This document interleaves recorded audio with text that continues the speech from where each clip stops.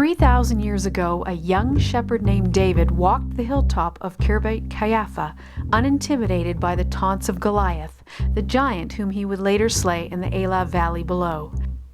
After David's ascendance to the throne, this same elevation, 30 kilometers from Jerusalem, became a strategic city along the border with Israel's archenemy, the Philistines.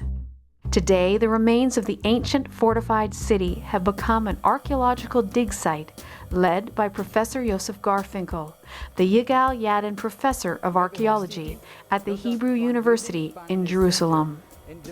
During a recent press conference and field tour, Garfinkel presented his latest discoveries, sacred artifacts, evidence of Israel's devotion to God during the time of King David.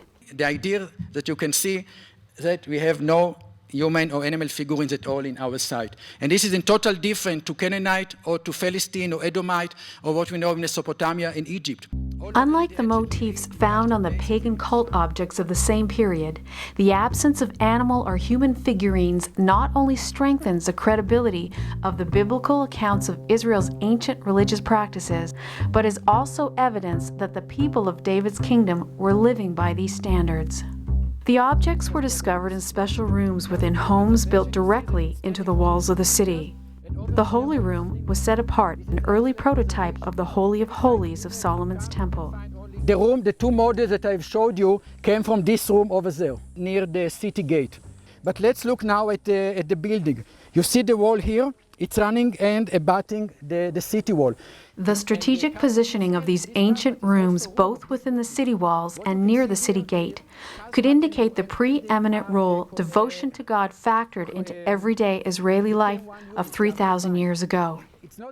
Walls and gates were prime property, places of authority and fortification, with a clear view to the advances of the enemy.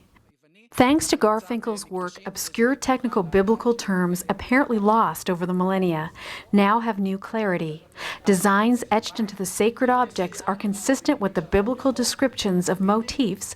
For example, the triglyph or three-leaf structure also appears on columns of Solomon's temple, and what some translations refer to as windows, now from the artifacts are clearly distinguishable as triple recessed doors, a design that appears in the biblical description of the Temple of Solomon and the heavenly temple of Ezekiel's vision. So what do the archaeological discoveries of Kirbet Kaiapha do for the credibility of the Bible? This would give the biblical account real story. If it was just fantasies, so you will not find the evidence in archaeology, in archaeological finds that confirm it.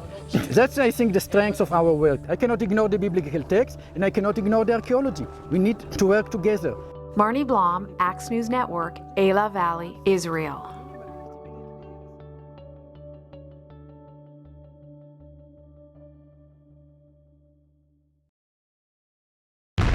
Axe News Network.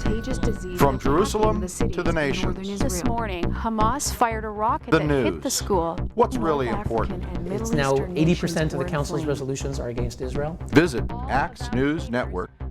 Accessible, informative, inspiring. Future peace negotiations. Jerusalem is so central to the Jewish people. Celebrating life. Preparing for war. Axe News Network. Online with the times.